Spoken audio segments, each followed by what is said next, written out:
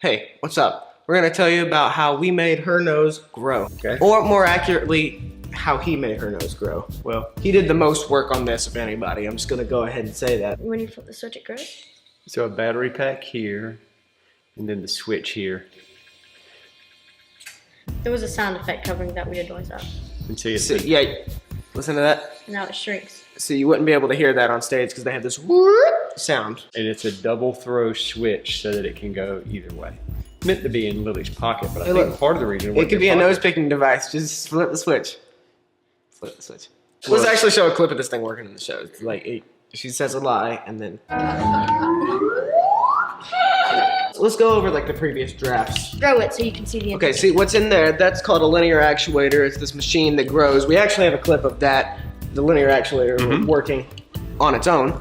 Pinocchio, test run, and action. This will be a switch.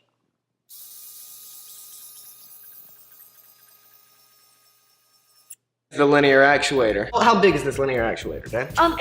It's that big. 10 centimeters for the 10 centimeter growth, approximately. It's about 20 centimeters So long. it Where do you, if anybody watching this is by like some incredibly off chance wanting to make one of these, where do you buy a linear actuator?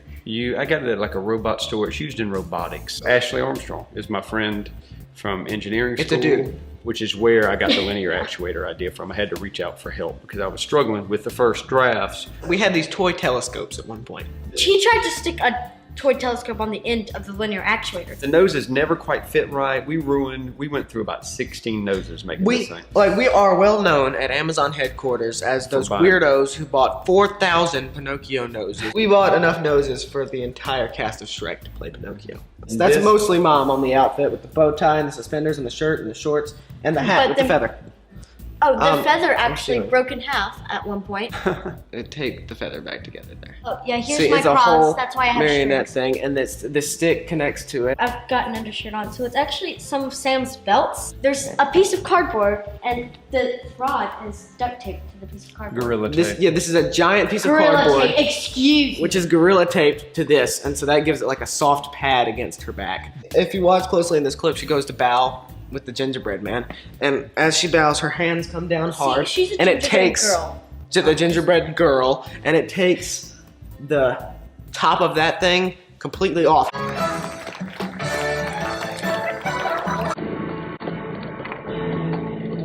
One of these sticks is tied to me. One of these sticks has the strings, and the other stick is just kind of there.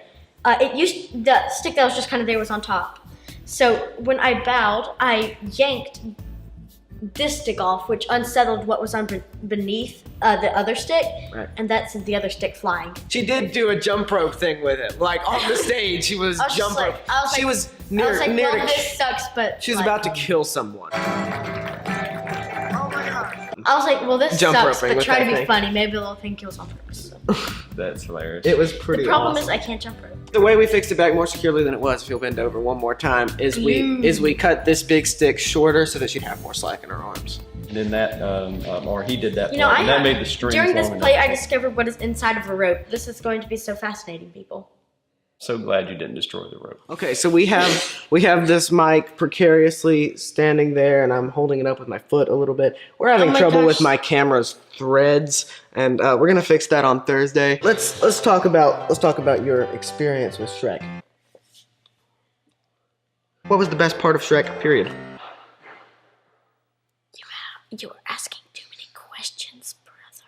Just backstage is where we had a lot of fun times, and on stage was about just as good. On stage was probably better. What was the best backstage was on awesome, stage? Like, what was your favorite scene to act out? Is what I mean. too. Probably the scenes where I grow my nose. Least favorite part of Shrek? Can you even name it?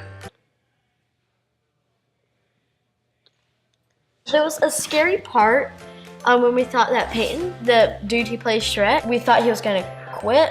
They came and they got me out of class and they cornered me in a broom closet and they told me I was Shrek, and I'm like, Well, they didn't tell you you were Shrek. They told you you might be Shrek in a potential recast they of used the show. the word probably. That's what freaked me out. I'm like, Lily, you have a message for them, don't you? you should not subscribe to Sam.